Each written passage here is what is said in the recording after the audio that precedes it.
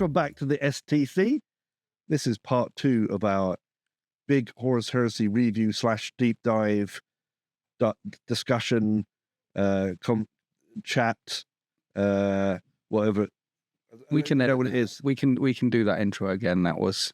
Oh no, because I'm trying to think of the correct words for it, because I'm kind of asking. I'm trying to figure out what's going on.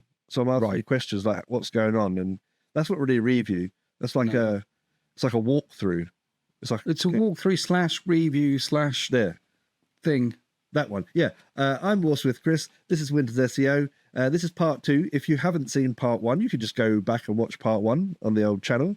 So what the idea was in part 1 is that we were going to have a big, deep chat through what's changed in Horus Heresy 3.0, because I haven't played it yet. I'm a Horus Heresy 2.0 player.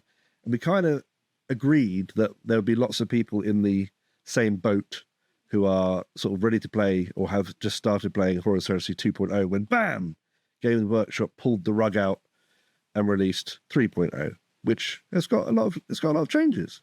Yeah. So we've been going through that, but unfortunately, in part 1, in the usual STC style, we got as far as the Force organization chart. No further. It's not really that far.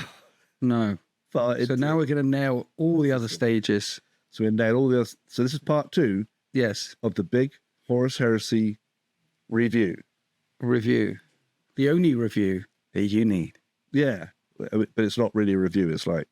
And a walkthrough. The only walkthrough / review that you need. / discussion. / discussion points, yeah. Yeah. Anyway, so after the Force org has gone through, and we figured out all the new things, right? We did. Figured out we've got to take different characters to unlock different things and everything. And it's new and it's different. And yeah, I'm looking forward to trying it. It's going to be different.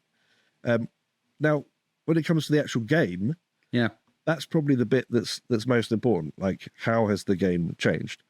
So the first thing I noticed is there's loads of new like stats on the stat. So I'm assuming everyone's data sheet has changed in line with this new stat. So what's going on with that? There used to just be leadership tests for things like blinding, pinning, regroup tests, things like that. And they've broken it down into leadership, cool, willpower, and intelligence. And the ones that you're going to deal with most of the time are leadership and cool. The leadership of a thing, whether you break or not, and the cool for whether you get panicked or pinned or things like that, or blinded. Blinded isn't a thing anymore, but there kind of is a thing. There's statuses. There's 4 statuses that you can put on people. Most of those checks. Those statuses existed before, either under the same or different names. They were there's a bit more of them now, but not as much as you would think there is. But there's more. Like Flamers now can cause panic, whereas beforehand they didn't cause panic. Those are all cool checks. Willpower tends to be all focused around psychic powers, librarians, things like that. And intelligence is fixing things, tech marines, battlesmith, tanks and things. They split it into 4 things, which is something that we had back in the days of Rogue Trader and 2nd edition. And then they decided, 1 minute, these numbers are all roughly around the same, so let's put them into one thing called leadership. And we had leadership for 20 years. And now Horus Heresy is going, no, 1 minute, let's break them back out into 4 things again. So, yeah. I actually kind of like that. So they dabbled a little bit with that, with cool checks and stuff like that in Necromunda as well. But I like the idea that not everything's tied to leadership in the way that, yes, you can have characters and models or whatever that have got really high leadership, but can't repair stuff, or can easily lose their cool, but they're not going to panic. They're not going to fail leadership, like an actual leadership ability, whereas they might fail something else that is less relevant to their I don't know, what would it be called? It's kind of like their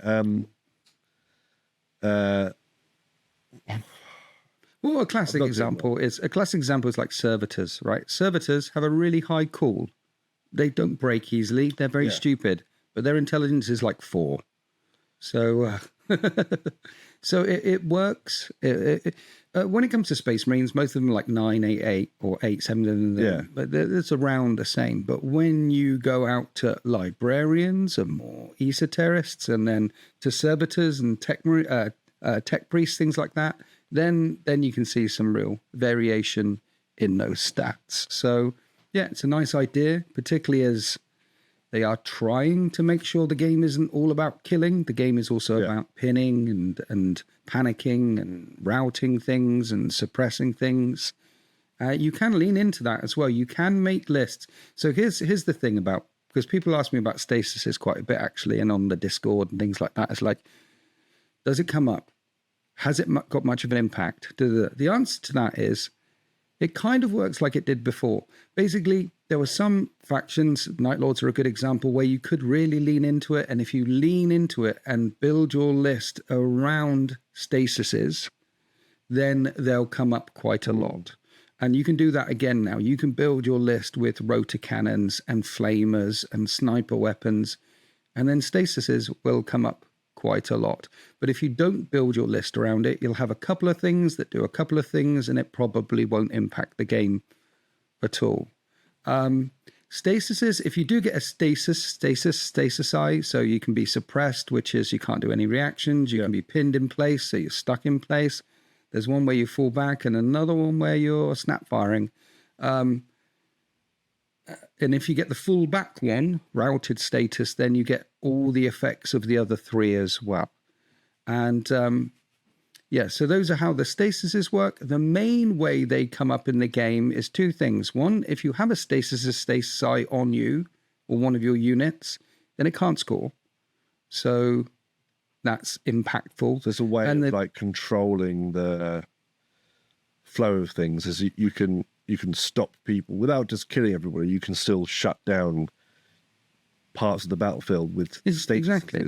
Yeah, exactly. If you've got some units camping on some objectives here or there, you can pin them from a long way away with a sniper rifle, or you can rock up and flame them, for example, make them panic, and so they won't score that one. The other thing that it does is if you have any kind of status on you, your initiative, so where you fight in the order of combat, goes all the way down to 1. You'll fight last. You'll fight at the last step.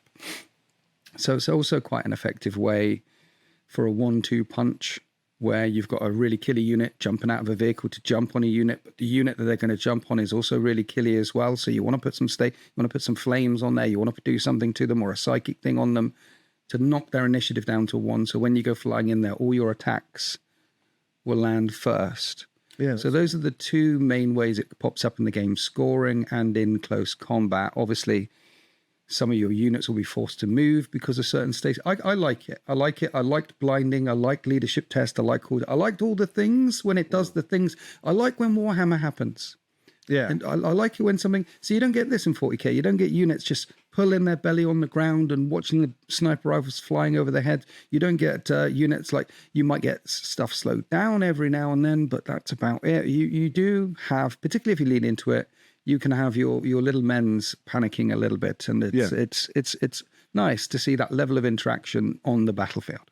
Well, I think what I was trying to say before, when I just got stuck and was like, is that leadership has historically kind of been associated with breaking, right? A bit being like losing your cool on the battlefield and fleeing and things like that.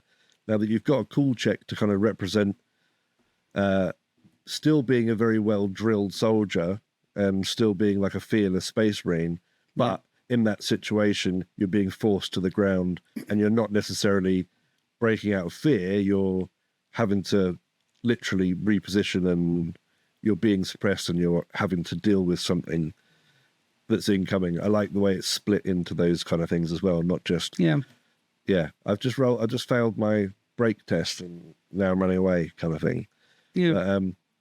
I like that, and I don't think it's too much to sort of add into the game if you're aware that psychic stuff is going to be probably going to be on that willpower thing.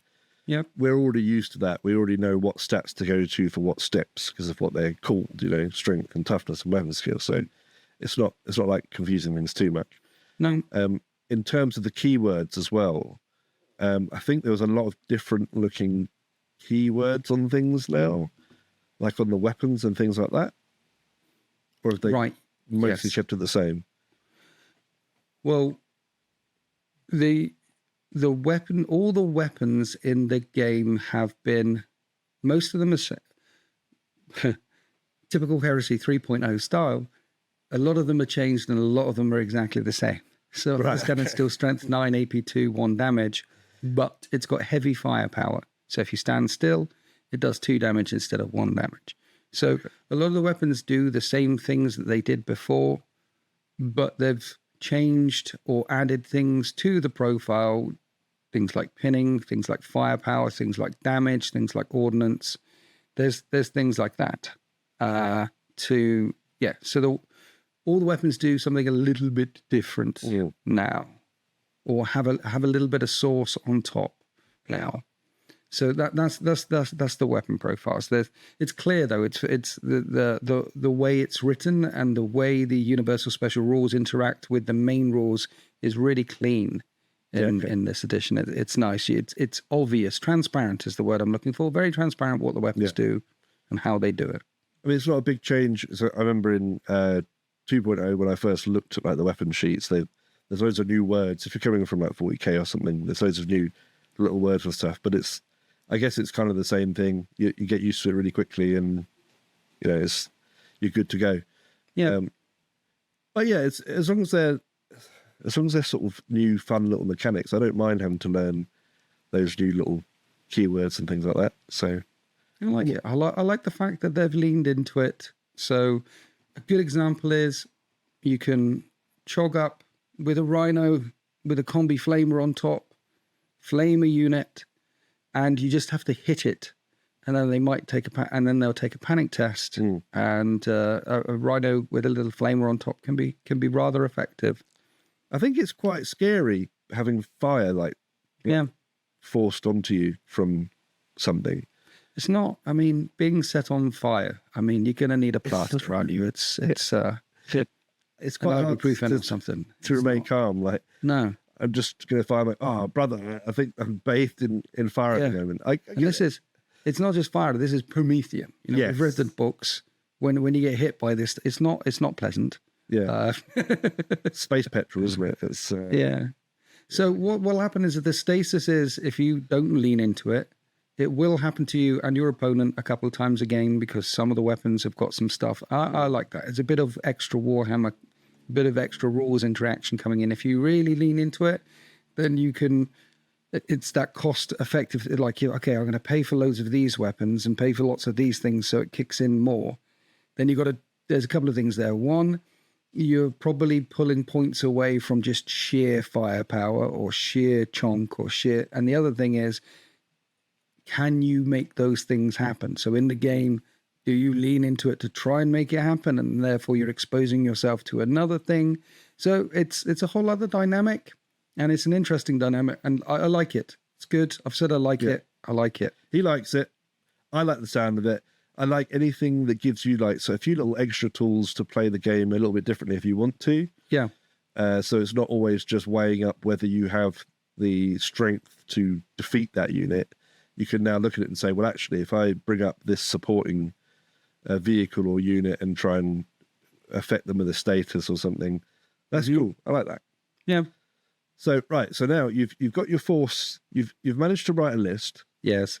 You've done your force organization. Yes. You've read through your keywords. You know what you're doing now. Yes. We're going to the table.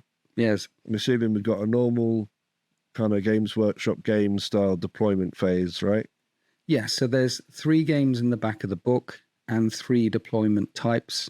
And there's another game that they release, which you can get. It was in the Isfahan Drop Site Massacre thingy bob, but it's free online from Games Workshop now. So there's 4 core games at this time, and they're all 4 turns long, which set the internet aflame. Yes. Oh my God. And I think that's a mistake there. I have spoken, and I do know some people who were interested in getting to Heresy. And I know there was quite a lot of chatter in the Discord, and then a couple have messaged me, a couple of people have said they're not going to play it. There's definitely a percentage of people who had decided not to play the game because it's 4 turns. They want more Warhammer more often. They don't want less Warhammer. So that was a sticking point amongst some people out there. 4 turns, what the hell is all this about? They're clearly leaned into the 4-turn things for events, so you can get more games in an event. But one of the things we might get into later is the game is, well, we'll just talk about now. The game is inherently, it's much faster than it was anyway. Yeah. Because one of the things this game has not got is rerolls. Yes.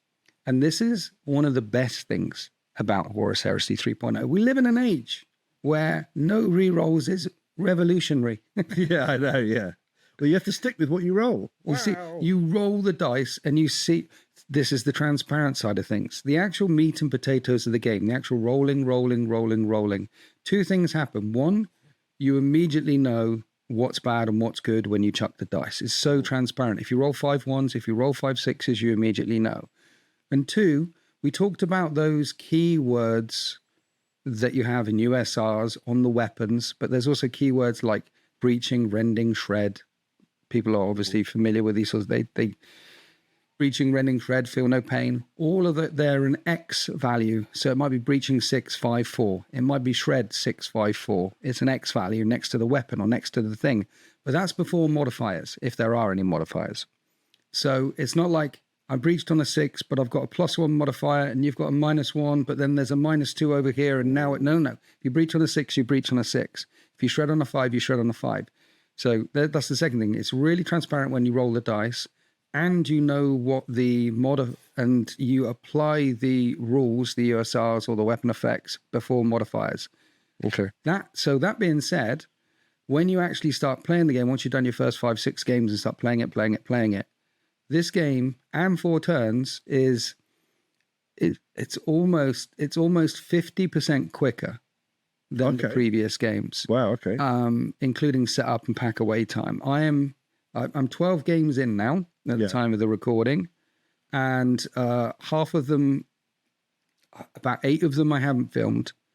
And when I play off camera with my regular opponent, we can set up and nail out a game in under 3 hours quite easily. Okay. It's very transparent, it's very quick, and it's good that it is. Yeah. You can see, I don't know, why Games Workshop is like CP reroll. Oh no, it says 1, let CP reroll at 10. No. Having the game, the dice tell the story it's a beautiful thing. You can see straight away when something dies, when something blows up, and then the highs and lows of it. I've got no re-rolls to that. I rolled 5 6.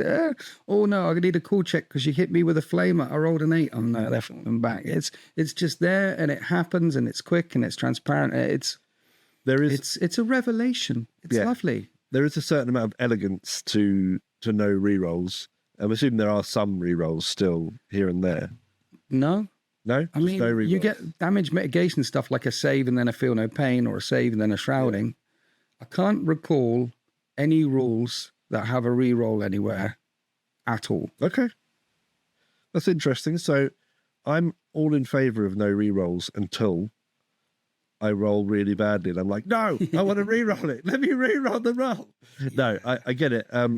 There's actually something quite painful in watching your opponent roll a terrible roll that means that your cool character or something might actually survive, and then they just pick it all up and roll it again, and it's like I'm not going to get that luck again, that the odds are already way against that happening.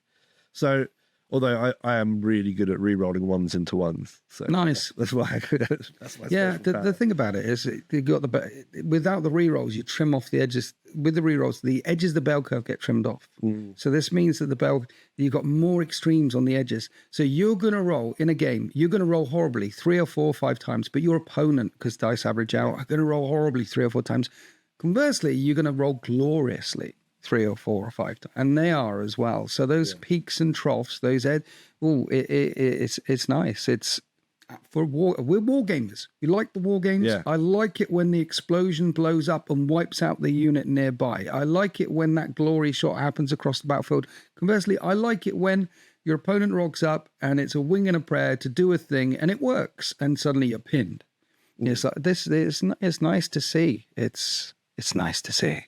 I think rerolls also get used a little bit as like a band-aid to try and rebalance certain things. So you might have a reroll used to express the exceptional hitting ability of something, but really that that could have also been built into the rules somehow. So a good example of that it is. But so one of the things in 3.0 is they've introduced critical hits. Okay. They didn't have this before. So built into the rules, normally you hit and then you roll to wound, right? Mm-hmm. You rolled a hit, you rolled a wound, opponent takes a save if they have one.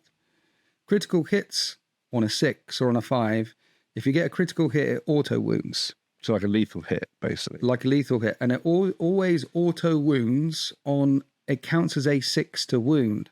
So you might have a weapon which is hits on X, wounds on Y, but on 6s it ignores armor. And if you have critical hits on 6s, then that will hit on a 6 and it'll count as a 6 to wound, ignoring armor. So that's how they've baked in the reroll thing. Certain characters are... So lots of Primarchs, for example, have critical hits on 5s or critical hits on 4s. Okay. So they just... If they hit you... And also, if you get a critical hit on a 5 or 6, not only is it an auto wound at 6 to wound, it's also +1 damage as well. So a damage 1 sword becomes a damage 2 sword. A damage 2 thing becomes a damage 3 thing. And they've got a second variation of that rule as well called rending. Rending used to be a reroll. Now, rending on X is auto wound on X. So if you roll to hit, you wound, but not +1 damage. That's a rending hit. And then if you critical hit on X, then you auto wound with +1 damage. So they've got 2 variations of the same rule just to hit. And Uber characters have that. I see why that kind of helps speed things up as well. So you're rolling your dice out. You're picking out the dice that have already skipped a step at that point. Yeah. Okay. So I mean, I like what I'm hearing so far. I think that's quite elegant. When you play other games outside of Games Workshop, rerolls aren't as that common. No, it seemed to become a very major part of Warhammer. Now, I might be wrong, but I feel like it really started to come around big time in 8th when you first got the stratagem, the CP reroll stratagem. I started seeing like major rolls that were failed, like big game making rolls. People would have obviously have that stratagem ready to go, and it kind of just went from there until I swear there were points in 40k recently where everything is everyone's got a reroll. Everyone's rerolling something, ones or failed or whatever. And I guess it does slow the pace down so much because every roll is getting stuff picked out and then re-rolled again, and then sometimes you re-roll wounds as well, and then you get to the next step and you re-roll half. Okay, I'm cool with that then. Yeah. So we pick our mission. We've got a few missions at the moment. We've got like it's still a Horus Heresy. It's still a Games Workshop game as well. So we're going to deploy our models on a table covered in the same kind of scenery.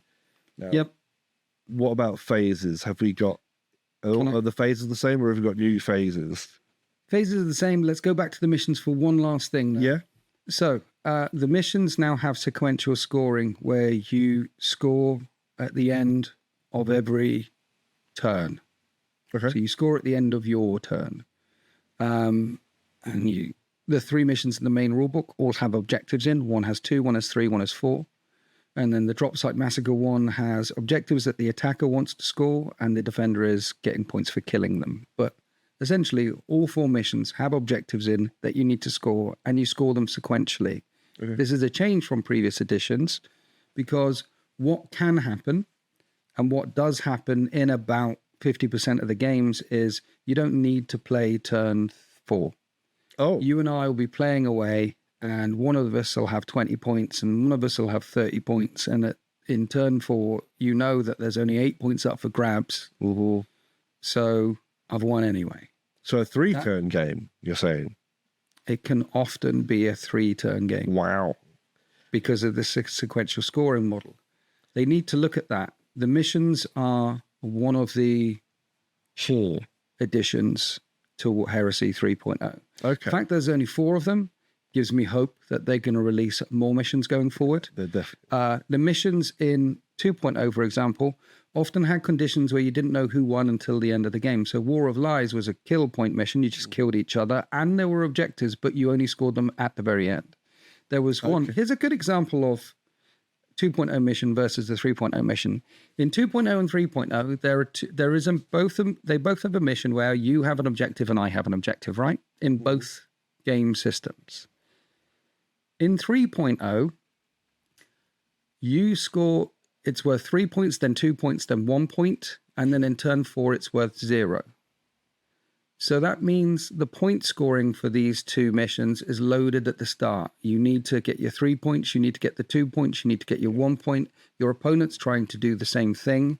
If you both manage to get the maximum number of your points, then it just comes down to secondaries. Who killed more? Is the warlord dead? But the points are loaded at the start. So if your opponent at any point holds on to theirs and breaks yours once, they auto win.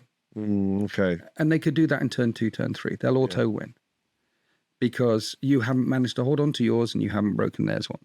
Yeah. So it's basically hold on to your own object. In 2.0, they had a mission where you had an objective, but it's who scored those objectives at the end of the game. Right, yeah. So if you had a both whole score, game to kind of position it and get it right. exactly. Yeah. It's loaded towards the end of the game. So if you both score your objectives, then it'll come down to secondaries, who killed more, whether the warlord's dead. But what you could do is make your opponent was a bit on the back foot, and it might be coming down to secondaries, but they maybe got your warlord, but you maybe got first strike, but it's coming down to the end game, and you're like, 1 minute, I've got a final push where I could crack and take their objectives in turn 4, turn 5, and then I can turn this frown upside down. Yeah. So the scoring of that is loaded at the end of the game, which meant that you played a full game. Yeah, it wasn't over till it was over. The number of times in Heresy 2.0 that I played missions and it came down to the last dice roll, and I like that. That's more Warhammer more often. Some people will disagree. Some people will go, oh, you might as well throw a coin. You might as well just roll the dice and turn 1 to see who would have won. That's ridiculous that it comes down to the very last dice roll of the game. That's fine if that's what you like. And if you like sequential scoring, that's fine. That's what you like. But I preferred to have the whole game and last-ditch chances of someone being able to pull a rabbit out of the hat, something out of their ass.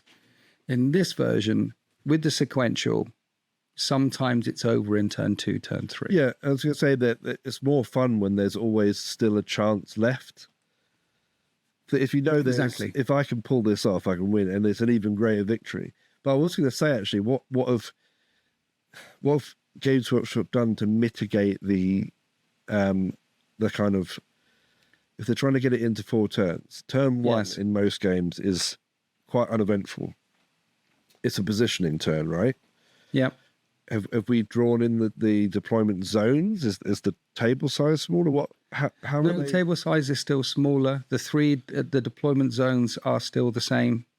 Well, there used to be 6 deployment zones, but no one ever played 2 of them. But there's 3 deployment zones, so lengthways, Dawn of War, and quarters. So it's all still the same. There is a rule in the main rule book, which is in turn 4, if you are losing by more than 50% of the points, then all the points that you can get in turn 4 as the losing player can be doubled. I forget what it's called. So there's a last-ditch chance to pull back. That has never come up in the 12 games I've played, because when you're losing, the points can often be 40 points to 30, or 30 points to 20. But I've never had a game where it's 30 to 15. Okay. Yet. So they've baked that into the rules, which suggests that it has been play tested, which suggests that they decided, right, we need a rule like this to go in. Yeah, the fix for it. I just think there's a big gap there. Like the 10th edition rulebook dropped with 1 mission, Warhammer 40k, in the main rulebook. Little Timmy comes in off the streets, buys it, and there's a mission. It's like, what the hell is that all about? And then someone gets into Heresy 3.0 and picks up the book, and in it there's 3 This isn't, no. Clearly, they intend to release more missions in the first supplement, more missions. So clearly there's going to be a lot more missions coming out. But taking them out of the main rulebook doesn't stop people buying the additions and the new mission packs. If there is indeed a new mission pack or a card deck or something coming, if it's good, people will buy it. Yeah, of course, regardless of whether there's 3 missions or 30 missions in the main rulebook. If it's good, and there's loads of pictures and maps, and we like pictures and maps and artwork and things like that, and there's a beautiful piece of tome, and people will buy it. Yeah. So it's if I was in charge of Games Workshop, I would have had 3 missions in the main rulebook, which is sequential, which is what they wanted and which is what is in there, and clearly supposed to be attractive to the 40k crowd because they like sequential things. But I would have had 3 of the older style missions in there as well, where like there isn't a kill mission in the main rulebook. Why isn't there one where you've got an objective, I've got an objective, and you get points for killing each other and then points for holding the objective at the end of the game? Why isn't there a thing where like Linebreaker was a really good one. Linebreaker is a mission where you have to get there and they have to get there into your own deployment zone.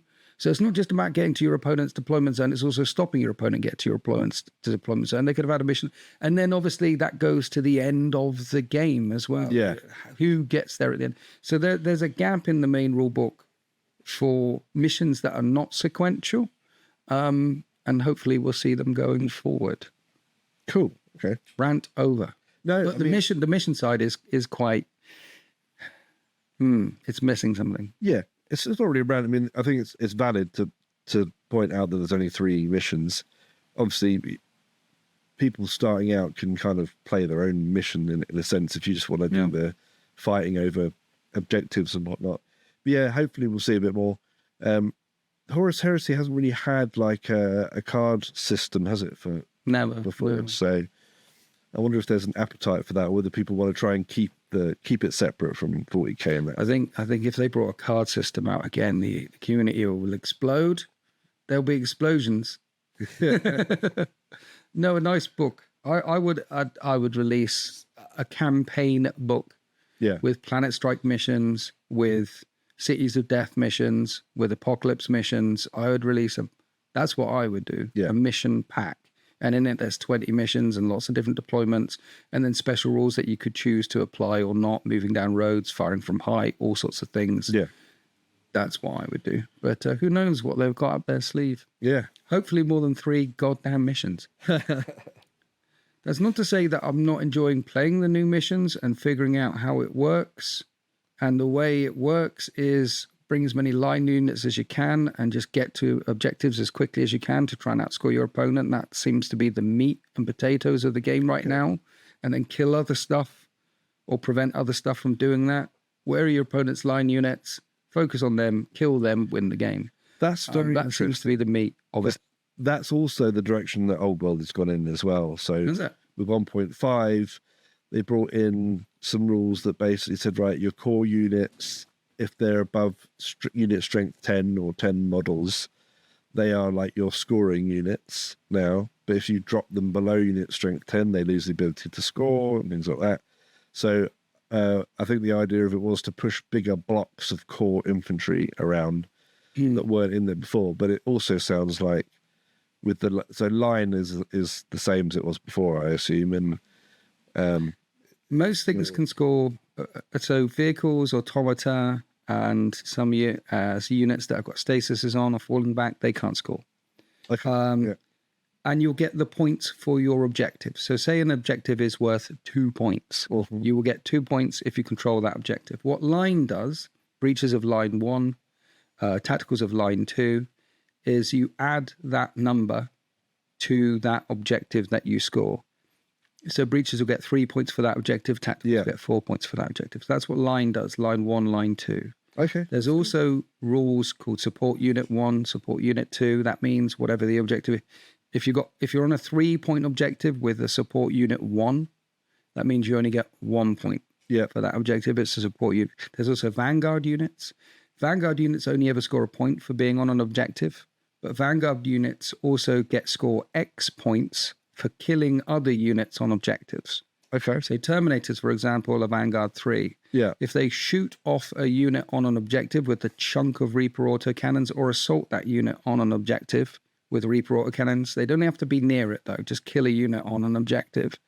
they'll get their 3 points for Vanguard 3. Yeah. Assault Marines Vanguard 2. There's some very rare Vanguard 4 out there, like Tuster and Terminators. So line and support makes objective points go up or down. Vanguard gives you points for killing other things in range of objectives. That makes sense. I like it. That's where you get all your points. Yeah, yeah. I think that's quite cool. And it also gives you reasons again why you should take infantry, like regular infantry, which kind of disappeared for a little bit in 40k. Yeah, when you didn't really state battle line and things like that. But I like having a purpose, a very particular scoring purpose for my sort of regular dudes. Well, a top tip would be, if you're starting Heresy 3.0, you want a minimum 4 tacticals or despoilers, because they both have line 2. Minimum 4 is a good start to list building, because your opponent will be hunting down your line units and you want to be hunting down their line units. So 40 tacticals, 2 of them in rhinos is a start. Yeah. There we go. Top tips. So, all right. So we've got the mission. We're rolling off or whatever. We decided who takes first turn. Have there been any major changes to the? First of all, is there like a command phase still? I assume. There is. There's a start. 1 minute. There's a start thing and an end thing. So there's some statuses and things. Handy cheat sheet. There is the start phase. The start phase. So there's literally a start phase. So you can have effects on you. So the stasis effects that we talked about, in most cases, well, in all cases, stasis is on vehicles as well. Stasis is on everyone. You test at the end of your turn. Okay. But there are certain things that, certain equipment, such as Nuncio Voxes and certain things, where you can test at the start of your turn. So, which is good, right? Yep. Because you don't want to go through your whole turn and this unit just falls back, or this unit over here has been. There's certain things that you can test on them at the beginning so that they can recover at the beginning and then do things at the beginning. Like there's a Battlesmith that you can do at the beginning. There's Nuncio Vox's work at the beginning. There's things you can do at the beginning. And that'll be in the start phase, in the effect sub phase. Okay. The lovely sub phases, yeah. So it's not really a command phase. It's not a command phase. It's a start phase. It's a start phase. Yeah. At the start, what do I do first? You do the things that it says. There are rules that says at the start of your turn. When do you do that? In the start phase. That. Okay. But there isn't a command phase. And then there's a movement phase. Yeah. And the movement phase is the movement phase. You move the distance of the units that you have. Yeah. Terrain might slow stuff down. But in the previous edition, here's a change. Yeah. Vehicles, if they went there full, vehicles had to slow down to fire all their guns or let their people out. Now vehicles don't have to slow down to fire all their guns or let their people out. They can just move how far they move. They fire all their guns, and you can get out of them when it's doing 4 miles an hour. It doesn't need to slow down. Interesting. So that happens in the movement phase. Other things that happen in the movement phase is when you get out of vehicles now, you get out your full distance. It's not like... So the movement is the movement is the... Yeah, okay. Right. The movement is the movement is the movement. One of the changes in Heresy, if you're coming over from 40k, that might surprise you, is terrain doesn't stop things from moving. You can go, if you're a tank and there's a wall, some ruins, you don't have to go around those ruins. You're a tank. You go through that bad boy. Yeah. So line of sight and ruins and terrain might block viewpoints here, there, or there, or everywhere. But you go as fast as you go, straight through the things. And if you want to run, which is now called rushing, there was a run mechanic. It's called rushing now because some things aren't running. Some things might be a tank. And then you go a bit further. Obviously, if you run or rush, you can't charge. Yeah. But, yeah. The other thing that's changed as well when it comes to the movement phase is there were certain weapons that if you moved, you'd be snap firing. You'd be hitting sixes. Now, all that's changed. So if you move with your weapons, you move with your tank, you can fire all your guns, no penalties whatsoever. There's no penalty. Yeah. You move, fire, do your things. Instead of having penalties to moving, you've now got bonuses to staying still. So many weapons have Okay. heavy firepower Yeah. or ordnance in them, or heavy damage, or heavy this.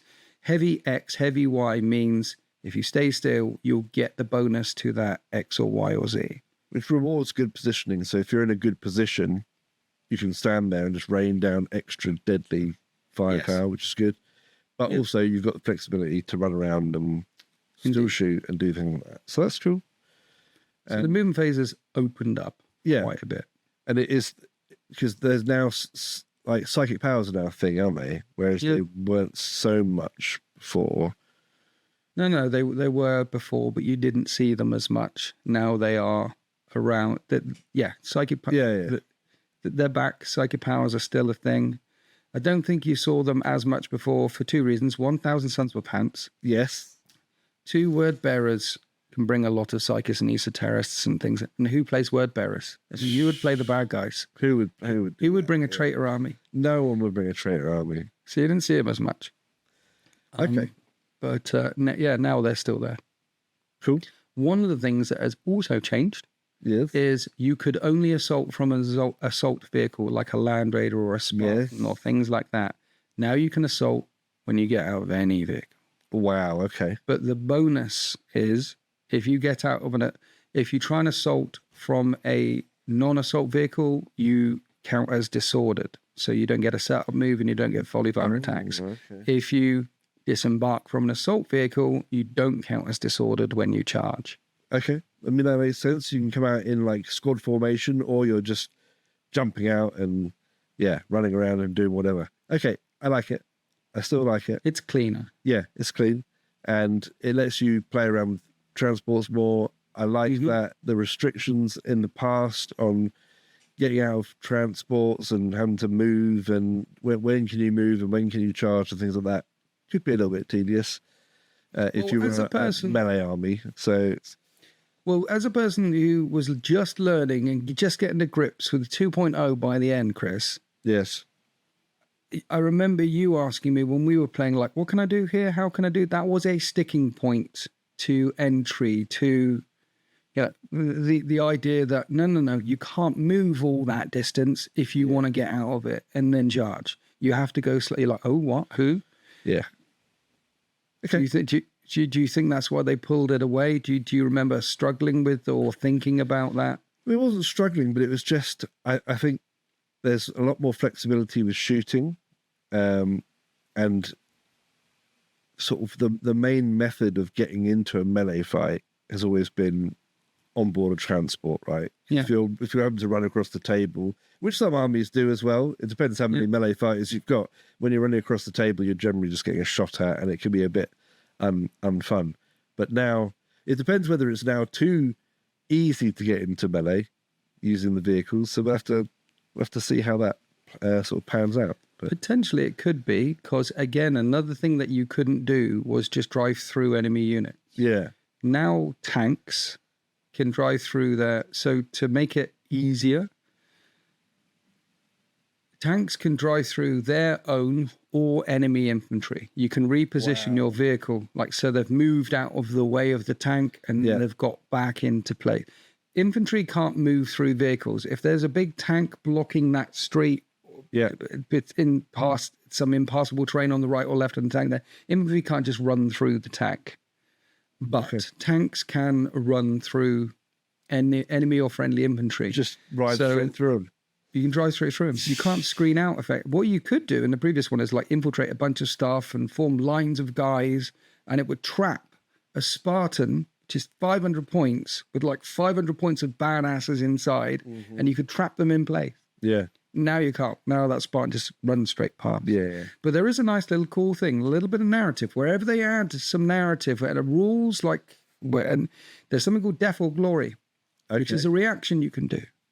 And if there's one guy with a melter or a power fist stood in the path of that tank, and say that tank has only got 1 or 2 hull points left, and that melter shot or that fist could kill it, then you could leave the guy behind and try and one-shot it.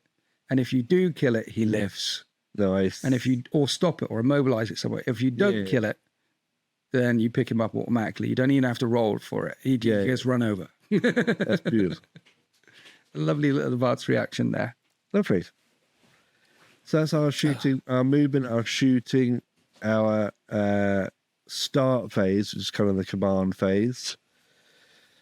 I mean, nothing's changed drastically. It just seems like a few quality of life improvements for certain aspects of things and a tidy up. So you move, you shoot.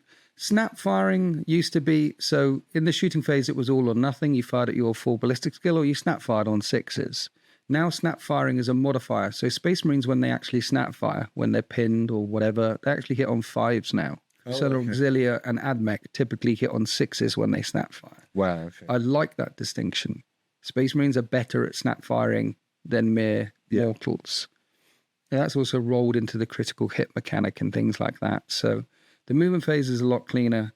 The shooting phase is a lot cleaner. Beforehand, you could only kill what you see. So if you had a unit of 10 guys and there was a couple of them sticking their heads out, you would fire into them. Yeah.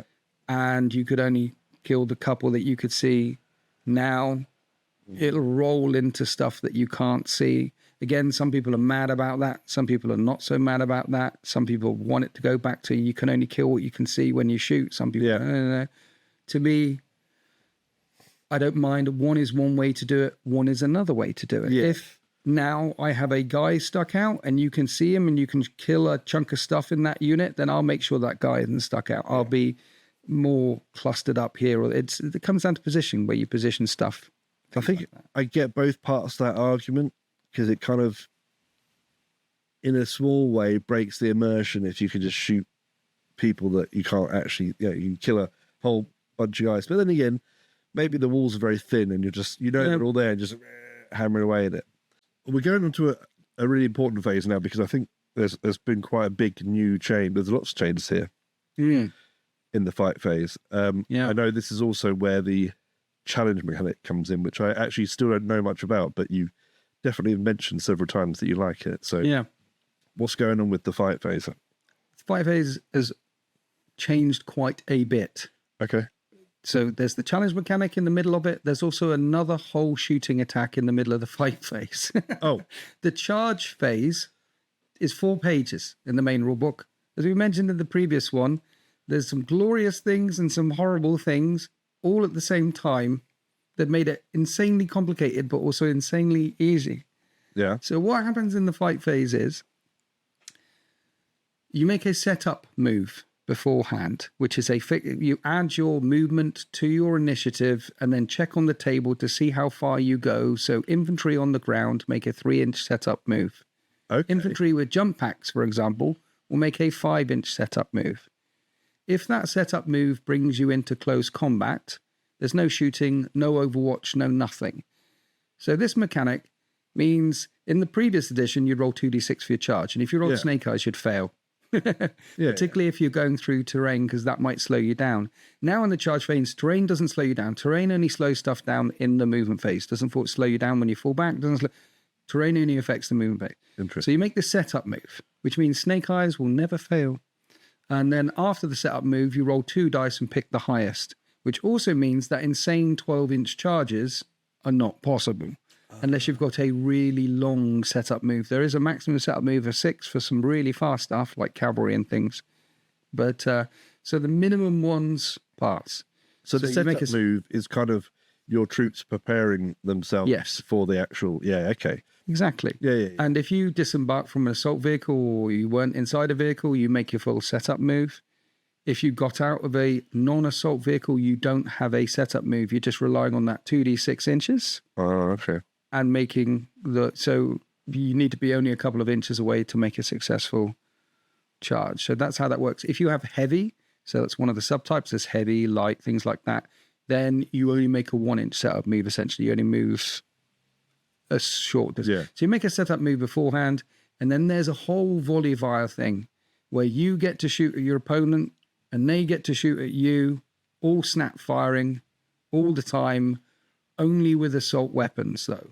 Most weapons are not assault. Most assault weapons are pistols. In most cases, they're pistols. And in most cases, Terminators have a rule which count all their weapons as assault weapons unless they're heavy or ordnance. So you make a setup move, and then there's a flash of firepower coming in. Hitting on 5s, it's snap firing. and then your opponent shooting back at you, hitting on 5s, it's snap firing. There's a whole other shooting attack if the setup move doesn't bring you into close combat. Okay. Why have they done this? There's a couple of things. You know, the Overwatch mechanic, which is a reaction. If you make your Overwatch mechanic reaction, then it doesn't count as snap firing. Then you're hitting on 3s, not on 5s. And because it's a reaction, you get the full benefits as those standing stationary and blah, blah, blah, blah. So Sons of Horus as well, there's some rules tied into this. They never make volley fire attacks. They always Overwatch at full ballistic skill. They always... So there's a whole mini shooting things. Now... So before you go on, has that mechanic ever appeared in a Games Workshop game? So previously, if I went to charge you, one of your units or two of your units could have overwatched me. Now, what's going to happen is every single unit that I don't get in setup range with is going to make a volley fire, is going to snap fire at me at least, if they have snap fiery weapons. And then you can pick which ones fire at full ballistic skill, which ones overwatch, depending on how many reactions you have. So it didn't exist before. Yeah. Now it exists. There's a whole shooting phase thing. Because it's snap firing, to be honest, it's a lot of work and hardly anything ever happens. Unless someone actually overwatches with some powerful guns. Like, I'm going to charge that las cannon team. Well, guess what? There's 10 las cannons shooting you in the face, bro. So, yeah. That is odd in a game that they've clearly designed to streamline and speed up. It's odd that they put something in that was specifically about two groups of people firing effectively at each other. However, I guess the whole point of it is the mechanic exists so that some people could be better in that situation. And some that's why it exists. In that, yeah. There's a shooting phase, then there's a volley fire attack in the charge phase, and then there's another shooting attack at the end of the charge phase. If a unit breaks, you can gun them down as they run away. Again, with volley fire weapons, so there's another weak shooting effect. But if one guy breaks and runs away, you can shoot him and kill. Yeah. So there's basically 3 times where you can shoot. Narratively, though, that's great. I love that. I love the idea they don't forget that they've got guns. Yeah. Although I guess the idea before is that people put their guns away and get their knives out and whatever. But yeah, I still really like that. I think it's more sort of book style combat at that point where everyone's charging with bolters out, blasting at each other, and then the last second they're smacking each other with stuff. Yeah, no, I like it, but there's like a tactical thing as well, which is if I am charging that las cannon team, or if I am charging, I better make sure that my movement brings me in range, so my setup move avoids their overwatch. So you're thinking tactically, it does introduce that tactical element. Yeah. And if it's a non-las cannon team or non-really, really shoot, I'm not so worried about that. I'll try one from a bit further away. Yeah. But there are many cases where you'll be trying not to be shot at in that volley fire step. You can also completely shut down overwatch as well, for example. You can, because you're waiting to overwatch with that team, but no, I've got out of my vehicle an inch away from you. So I'm in before you have a chance to react. That narratively makes sense to me. And another tactical thing going on there. But you got to be aware that there's a whole shooting phase that happens before you charge someone if your setup move doesn't bring you into close. Now, if you do a disordered charge, you remember setup move of only an inch, but also you don't get to make that volley attack either. That's why disordered charges, and they get to shoot you clambering out the rhino. I'm going to charge over there. I'm going to get shot, and then we're in. But there's reasons why you might want to do that with a really killer unit. And then once you get into close combat, then you can issue challenges. If you're the active player, you can issue a challenge. Yep. If you're the reactive player and you still have a reaction, you can heroically intervene and issue a challenge, even if your opponent doesn't. Okay. And then in the fight phase, so I would say you've made 3 charges. I've charged 3 of your guys, yeah? Before we resolve any of those fights, you resolve challenges first. You literally take those 2 models out. Yeah. You put them on the highest piece of terrain that you can find so they look like 2 badasses stood next to each other. Yeah. You resolve the challenge until one of them's dead. Okay. And then you put the model back, and then you continue with all the fight phases. So when you say resolve the challenge until one of them's dead, someone has to die in that, do they? Yes. Or back out of a challenge. Now, you can refuse a challenge. Yep. I challenge you with such and such, but then you will get the disgraced status. Oh no. And because you have a status, your unit now fights at initiative 1, the whole unit. You remember any statuses on thing? Initiative 1. So you want to be disgraced. And the guy who said no can't fight at all. He's backing away. Yeah. You're hacking your way through that thing to get to him. So you're going to accept, even if that guy's going to get pwned because you don't want the rest of your unit. Challenges as well. Yeah.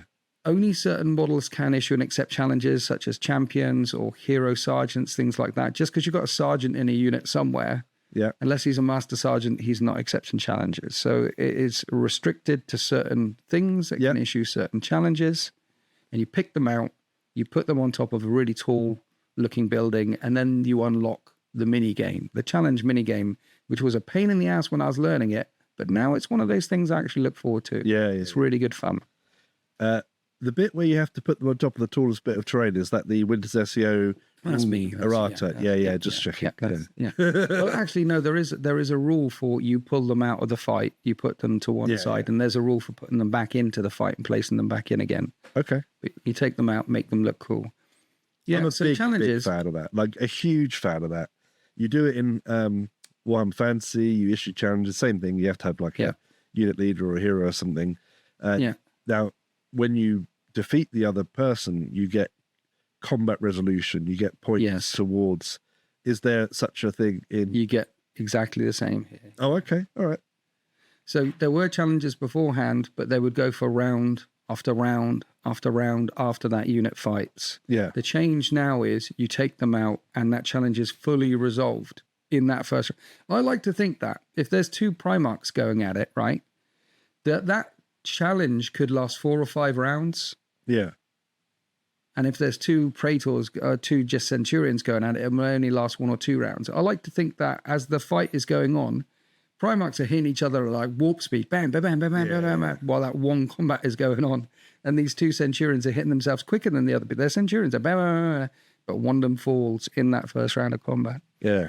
So you challenge. If you're the active player because you're heroically intervened you get to pick the first gambit first. So the way challenges works is you pick a gambit, I pick a gambit. I pick a gambit as the active player, and then you pick a gambit. I'm picking what I do, whether I put my guard up, whether I try and seize the initiative, whether there's 9 gambits in the main rulebook. Critical blow, there's things, what stance, what fight, what you're trying to do.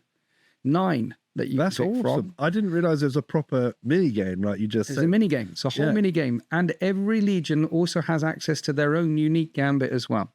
Okay. That only they can do. Mortarians. So you've got Iron Warriors, right? Yes. Perturabo's mini gambit, the Iron Warriors mini gambit, not just Perturabo's. Okay, I accept your challenge. You put them to the thing. Your gambit is, I'm not going to fight you. I'm going to point to that unit over there with las cannons and they're going to shoot you and kill you. Oh. Your gambit is... Wow, okay. That you can pick is you'll shoot this fool instead. Yeah. Dead.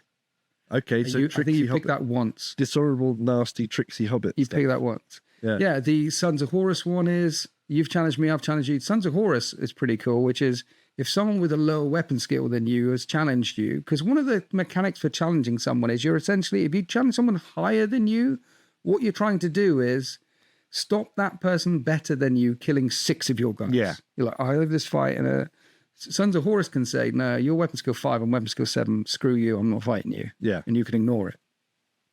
So there's different things that you can do in I like that as well, actually. World Eaters get a thing where their gambit is, I'll accept the challenge, but any overkill stuff, say I kill you and a couple more, then it spills out of the challenge and kills a couple more. Oh, okay. Because challenges only affect each other. So there's all individual gambits for individual legions, and there's 9 ones in the main rulebook, and you're trying to go first. So you have an initiative, I have an initiative. Your initiative modifier goes up or down depending on what weapon you have. If you have a power fist, you're fighting slower. If I have a channelable blade, I'm slightly faster. You also get plus or minuses to that initiative roll depending on how much outside support you have from the units around you. You also get plus or minuses depending on how wounded you are. So you lose an initiative for every wound you've lost. So deeper in the challenge, if you've taken 3 wounds and I've only taken 1, you're losing 3 to your roll. I'm losing only 1 to my roll. So deeper in the challenge, that actually becomes a thing. So you've got a modifier to a dice roll. Yeah. And then you roll a dice and I roll a dice. And what this means is previously in challenges, if my initiative was higher than you, I would swing first. Now, that's not necessarily the case. If your initiative is higher than mine, after all the modifiers, you might swing first, but there's a dice roll in it, and I might get to go first. Can we just cut out all the rest of it? Can we just go straight to challenges? Can we just like, let's start setting up on a table. We'll set up a nice battle scene in the background, but all we'll do is just challenges in the middle. Yeah. That sounds awesome. Yeah. Picking our That's how it works. And then whoever wins that focus roll, so there's one that's called Seize the Initiative, where you get to roll 2 dice and pick the highest and add it to your modifier. Okay. But if you pick that, because you're the active player, you can't pick the same one. Okay. Okay, so if you pick Seize the Initiative, then I might pick Guard Up. Yeah. Put my Guard Up instead. And then there's critical blows. So a good example is normally only 1 dice plus your modifier. If you seize the initiative, you pick 2 dice and pick the highest. If you go for the critical blow, I think it's called finishing blow, I roll 2 dice and pick the lowest one, because finishing blow increases my strength by 1 and damage by 1. Mm-hmm. But that's 2 dice and I pick the lowest. If I roll a 6 and a 1, I'm adding the 1 to my modifier. You're going first, and you might kill my guy before he does his finishing blow, and his power fist goes from 2 to 3, for example. So you got this mini game going on. So you fight a round of combat, I fight a round of combat. If they're still alive, then you go back to the start and you roll again, and then you fight another round of combat, and you keep doing that until either someone dies or they pick the gambit, which is chicken out. You can be challenged a thing, and if you survive to the end, you can pick a gambit, which is, I'll stop this challenge. I can imagine there's going to be, throughout the lifespan of Horus Heresy 3.0, there's going to be at least one like super epic challenge that just keeps going and going and going and going and going. That everyone will have that one story they can tell, like, oh, there's this one time we went this many. I really, really like that. I really like the flavour of it. To be honest, so far, I mean, once we've got through all the phases, I'm going to ask you some questions about the overall experience, but it is sounding like a really fun game at the moment to me. With all the little changes, and I like the fact they messed around with the charge mechanic a little bit, because it's always been a bit of an odd one for me. Feels way more like preparing for an attack to do it that way they were doing. Yeah. Anyway, so after you do your charges, that happens separately. I'm guessing all the fighting is still initiative based. You do charges, you do all the volley attacks, then you do the challenge, then you resolve the challenge. Challenge is done. You withdraw from combat. That could be one you can do things. The best challenges are two things around the same kind of level. Of course, yeah. 2 Centurions, 2 Primarchs, stuff like that. Once the challenge is done, then you resolve the rest of the combat. One of the changes is initiative modifier. Beforehand, you swung at initiative, or you were unwieldy and you swung last. Yeah. Now weapons have an initiative modifier, plus or minuses to initiative. So it's not all or nothing. Okay. So power swords swing at initiative. Power axes, initiative -1, but extra strength. Yeah. Thunderhammer and power fists. Beforehand, thunderhammers and power fists swung at initiative 1, right? And they were strength 8. Now, power fist swings at initiative 1, strength 8, but a thunderhammer swings at initiative 2 and it's strength 7. Okay, so the way it works is, we're in a melee, it's not, like you said, it's not going to be these guys have got a higher initiative, they all fight first. You're going to have various different weapons going off at different steps against each other. Yes. I actually like this. Yeah. They could have easily rolled this rule into Heresy 2.0. This is, so there's I mean, what could have been a Heresy 2.0 rule set with all the cool, and just this initiative modifier locked in. This is actually a nice change to the fight phase. Yeah.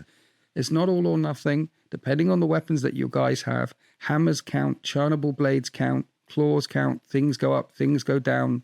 Yeah, it's a nice little mechanic, getting all the way down to initiative. So, for example, a Praetorian with a power fist will strike at initiative 2, whereas a normal sergeant will strike at initiative 1 with his power. If they both have power fists, previously, the Praetorian, Abaddon, would strike at initiative 1 the same time as some unknown sergeant with a power fist at initiative 1.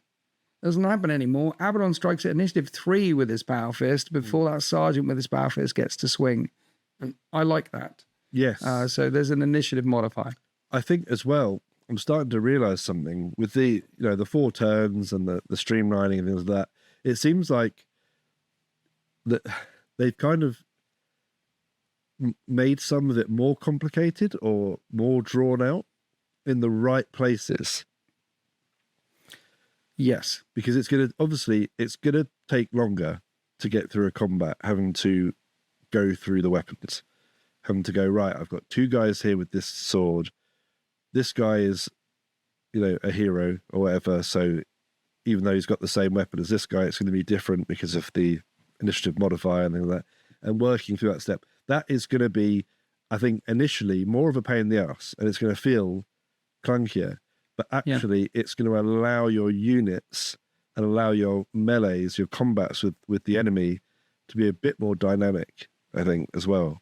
Yeah, it tells a story. It's not so cut and dry, First few times you run it, very clunky, as you said. Yeah. And then once you got it down, you're looking forward to it. You're looking for those little mini stories that happen. I didn't even mention planes. There's 2 mini games in this game, by the way. Sorry. Oh, okay. One of the mini games is the challenge system. There's a whole mini game that goes on. Yeah. The other thing is airplanes. Let's go back to the movement phase. The airplanes have completely changed how they function now. They have their own mini game as well called Combat Air Reserve.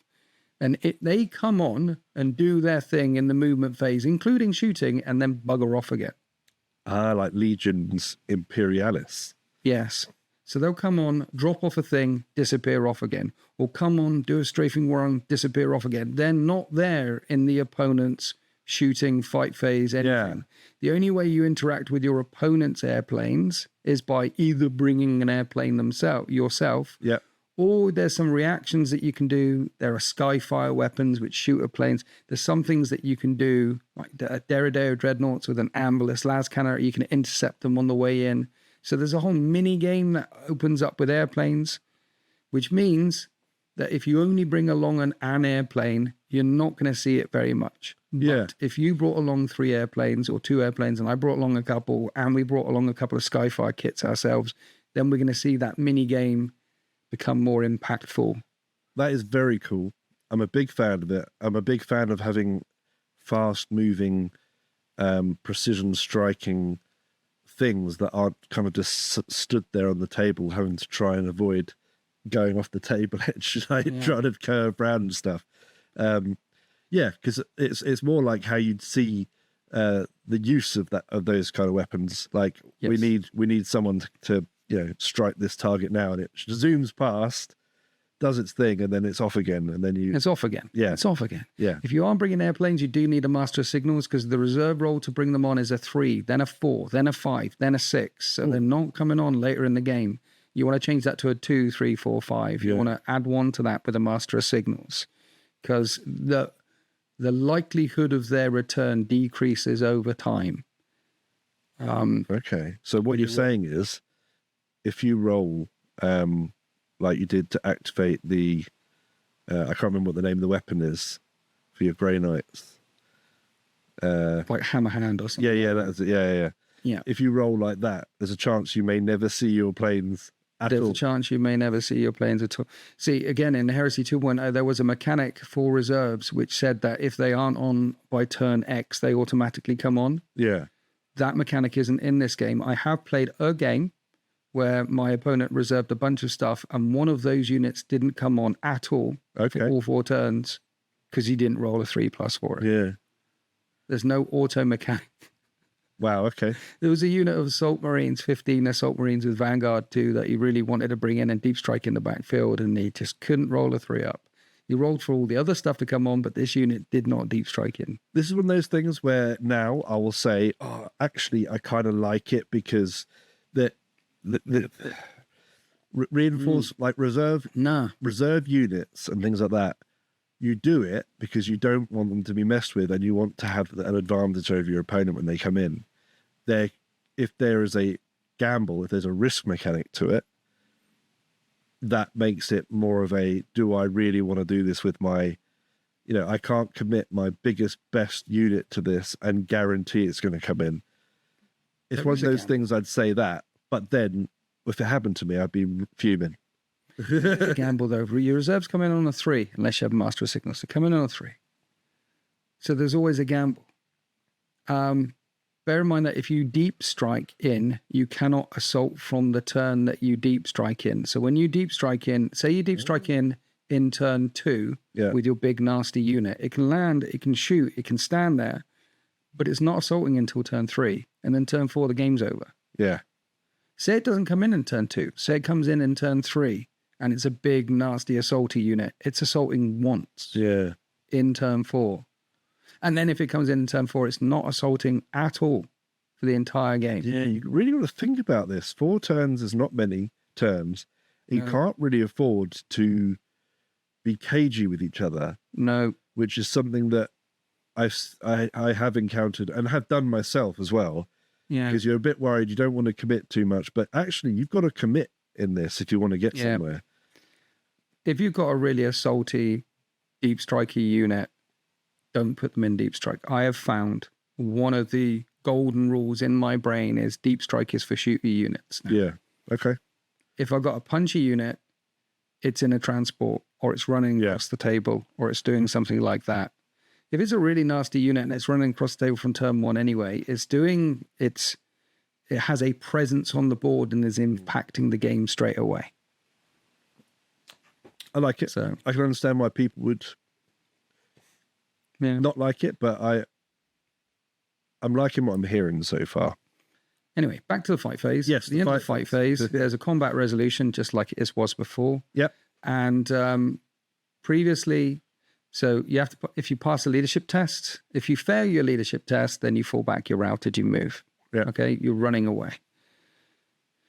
Now your opponent beforehand could just consolidate, but now your opponent can gun down, but it's snap firing unless they're and even Terminators with implacable advance are still snap firing, but they could be Sons of Horus. But you can gun down the last couple of things as they run away. Yeah. Or you can consolidate, or you can choose to pursue. You can try and catch them, which is you move your initiative plus a d6 and try and catch them if they fall back.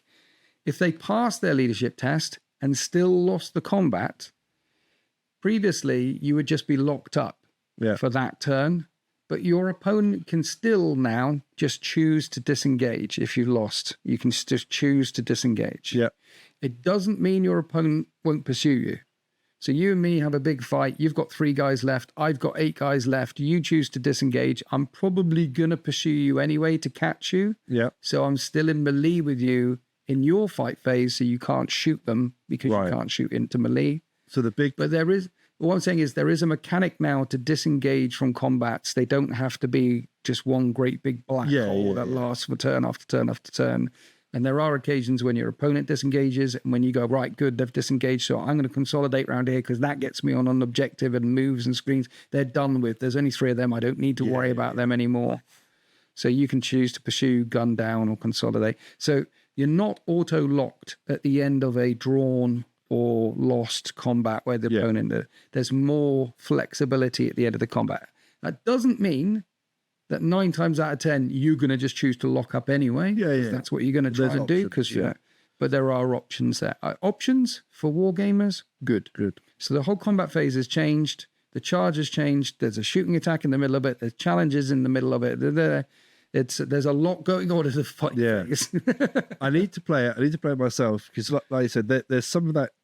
A lot of that is going to be ineffective unless you start building units to really think about all these little things that are going on. Just to clarify quickly, when you choose to disengage and when you break, when you pursue a unit that's breaking, do you still automatically overrun them? No, you catch them, you get back in combat again. There's no sweeping advance. That's the thing is gone. So in previous editions, you could lose a combat and have 5 or 6 guys left. and then you and I roll off, and the winner of the roll off, and then you can sweep, and the opponent picks up one of their models. It was dead, yeah. It's called sweeping advance. That mechanic's gone. Yeah. What you can do instead is pursue them and lock them up again. Okay. You don't just pick them off. Previously, you. So the penalty for breaking is just you have to disengage. That's yes. all it is. Okay. If you fail the leadership, you have to disengage. Yeah. Because again, it's probably not Space Marines running scared. It's Space Marines going, we're in serious trouble here. We need to reposition. They gain a routed status. Yeah. They fall back initiative plus D6. So they're now at status 1. And then in your turn, say I charge you. Yeah. And make your unit fall back. Then at the start of your turn, that unit has a routed status on, and you test for those statuses at the end of your turn. Okay. So they're still going back again. Unless you have a Nuncio Vox or some way to test for them at the start of the turn. So they're going to fall back. But you're not going to get swept. They're just going to fall back out. All right. Tactically repositioning from an overwhelming assault. It works. It works. I'll have to get some Nuncio Voxes now. Nuncio Voxes are strong. Yeah. On your tacticals, on your heavy squads, they're strong. I didn't build any. Mine all have the Vexillers, but... Vexillers are still good in close combat for +1 to close combat resolution, particularly tactical and tactical fights. There's definitely a place for them. Yeah. On despoilers as well, definitely. Cool. Right, so we've got our combat, our charge phase. Is there any additional phases that there is? There's the start phase. Yes. Oh, there's an end phase. There's an end phase. Oh, wowzers. Okay. And in the end phase, you test for stasises and test. That's when you score points, things like that. So if there's any stasises, so all vehicles self-repair and lose stasises on a 6. But many vehicles like Rhinos have auto repair 4+, Spartans have auto repair 4+, will lose stasises on a 4+. Any units that you have will test for their stasises at the end as well to try and remove stasises. Stasis. But like I said, there's ways of Battlesmith and Nuncio Voxes for testing for that at the beginning of a phase as well. That's at the end of your turn, your active player, not your opponent. Okay. So there's tidying up at the beginning and tidying up at the end. Right. And that's how the game functions. You're trying mainly to score objectives and stop your opponent scoring objectives and maximize the points that you get for those objectives with line units, or maximize the points you get for killing your opponent with vanguard units over 4 turns, with a mini game with flyers, with a mini game with the challenge phase, and the actual mechanics, rolling the dice, is transparent and clean. It sounds like a clean system. It's appealing. I really want to give it a go. Overall, in terms of atmosphere, why is it different for you? Like you've said that you've kind of alluded to the fact that 2.0 was your favorite. Said it outright. Is you prefer it to 3.0 still? Is that fair to say? Or well, I've played many games. I've played many video games. Yeah, I like Call of Duty, Modern Warfare, OG more than Black Ops 7. Okay, yeah. There's some games that you prefer more than other games. But you can played still many enjoy war games. Yeah. And Heresy 3.0 is enjoyable. It's a war game. There's a lot has changed. I like the challenge mechanic. There's lots of things going on. I like the transparency of it. I like playing war game. Yeah. Of all the video games I've played, I can tell you which one I preferred. And of all the war games I've played, I preferred 2.0. Yeah. I think there's some really clunky things in 3.0, some places where they've missed the mark. And the force organization chart and how the beginning and the end is the main thing. The very beginning, how you go out assembling an army is... and also the end, the missions. The last thing in the book is like, there's gaps. There's obvious gaps there. And the fact that there's 3 in the book tells you that they're going to sell more books in the future with more missions in. There's gaps. The missions themselves. See, a war game can be as good, it can be perfect. But what missions are you playing? You play a game of Cromlech or Infinity or something like this, and it's all about each of these things as the game progresses, and secondaries, and getting behind enemy lines, and doing this, and there's a lot to keep hold of during a game. Or you can play a war game where, okay,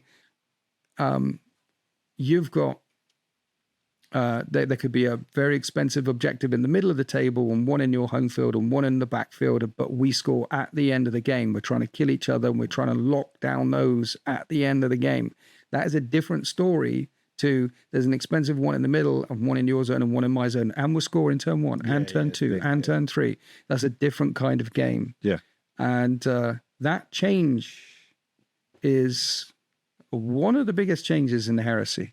The fact that they've gone from one type of mission type to another type of mission type, this sequential thing. And I think they've done it to appeal to AOS and 40k players, people like that. They've done it like, hey, look, this is similar to the game that you played before. Oh. And some people will prefer those mission types, and some people will prefer. And you get a bunch of gamers in a room, and they're all going to argue about what mission works best for them. Yeah, I would say that can't we have both? Can't we have different types of missions? Because right now we've got 3 where you scored them. Now, I'm enjoying unlocking that nut. I'm enjoying working out that puzzle. Like, okay, how does this Legion work better at scoring this way or doing this thing? I'm enjoying working out that puzzle. That's the war game element in me. Like, how do I win this war game? How do I make this sing? How do I bring that out of my force? So I'm enjoying unlocking that puzzle. But there could be more. And I'm hoping, as the edition goes on, there will be more. All right. Well, I need to ask you again next August how you're feeling about 3.0, see what's changed, see what's new, what's come out of it. I, for one, as a 2.0 player, I'm very intrigued to try it. Obviously, I can't give any opinions on how it actually plays, but you make it sound like it could be really fun. There are certain things in there that really appeal to me. Both the mini games, as you put them, appeal to me. I really like air assets, and they've kind of been a little bit destroyed in 40k at the moment. You're not really using them, but I've got a bunch for Legions Imperialis, so I'd like to give them a go. But I'm certainly up for getting my 2.0 army into a position to play some 3.0. I'm not put off by what I'm hearing. It just sounds like a new game, as is with all these sort of big edition jumps, in 40k. And we roll with the punches, we go with it, and I think a lot of the time the current anxiety in the community is probably from people that haven't really had a chance to sit with people who have played it properly and are hearing lots of things. Because when there's big change and stuff, a lot of people who like, if there's a really good game like 8th edition or 2nd edition Horus Heresy, there's always going to be anxiety when a new edition comes out. There's always going to be a lot to live up to. So,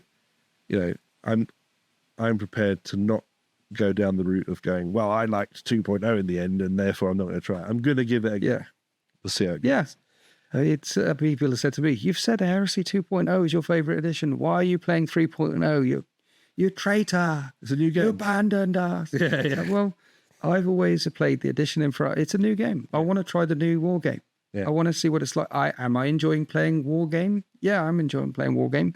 Do I think the train mechanic is wank? Yes, I think I think there are some parts of Heresy 3.0 which are wank.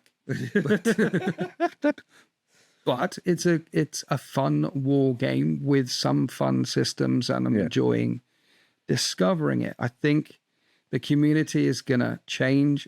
There's a couple of things. The terrain system is either going to get tied up by Games Workshop, or there's going to become a community standard for it that everyone adopts. That's one thing that needs fixing.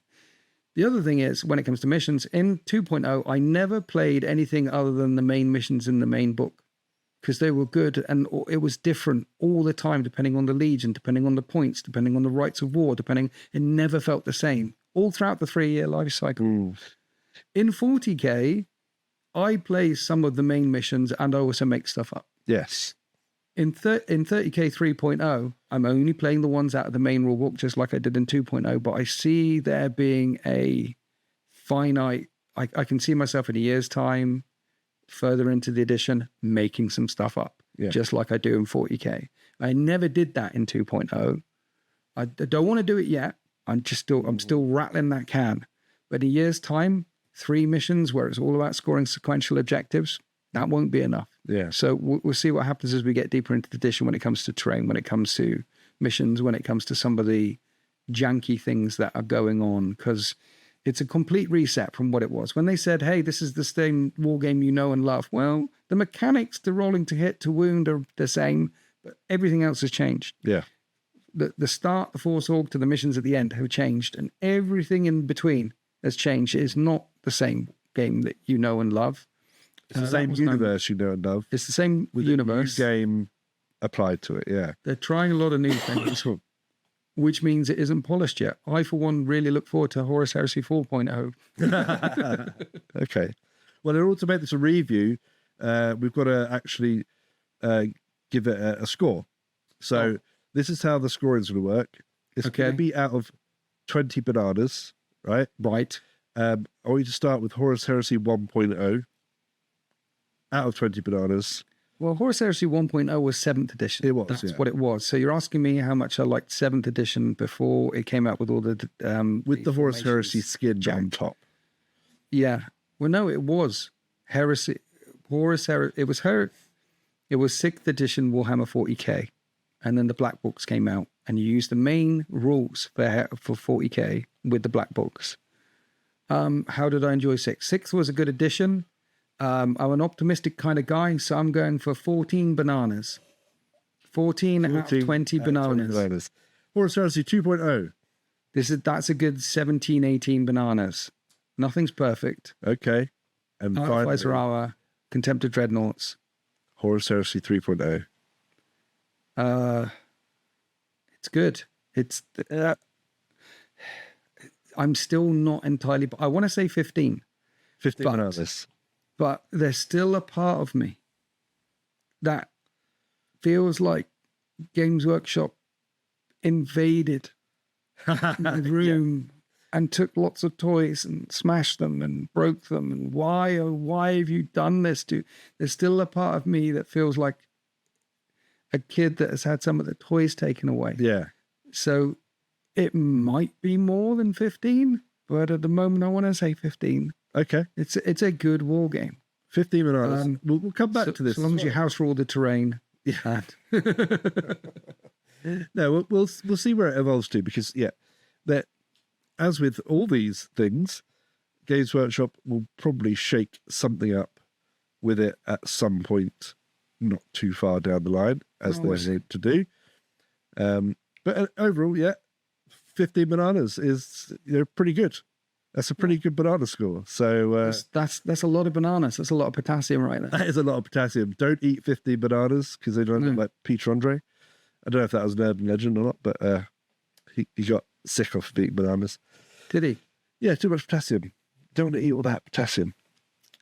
Anyway, that was an STC. That was the STC one part that was split into 2 parts. Yes. Kind of review, kind of chat, kind of walkthrough of the new 3.0 system.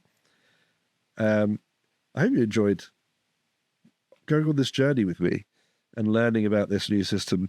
There's a lot of stuff in there that I wasn't aware of. Thank you very much for enlightening us. I'm looking forward to giving it a go and seeing how many bananas I'll give Horus Heresy 3.0. But until next time, thank you very much for joining us. And maybe we'll start focusing on a bit more. Maybe STCs will focus a bit more on like that Warhammer thing that we talked about. Warhammer? Yeah, it's like a game thing that... Yeah. Instead of random stuff, actually focus on the Warhammer. Maybe someone in the comment section could drop a suggestion of the kind of topic you would like us to discuss. Yeah. We're going to trust people again, because we stopped trusting people for a bit, but now everyone's going to be cool and give us some really good, meaty suggestions. Yeah. Anyway, thank you very much for joining us. I'm about to get a cold, so let's cut it before I start sneezing. And love you very much. Bye. Thank you. Love you. Bye.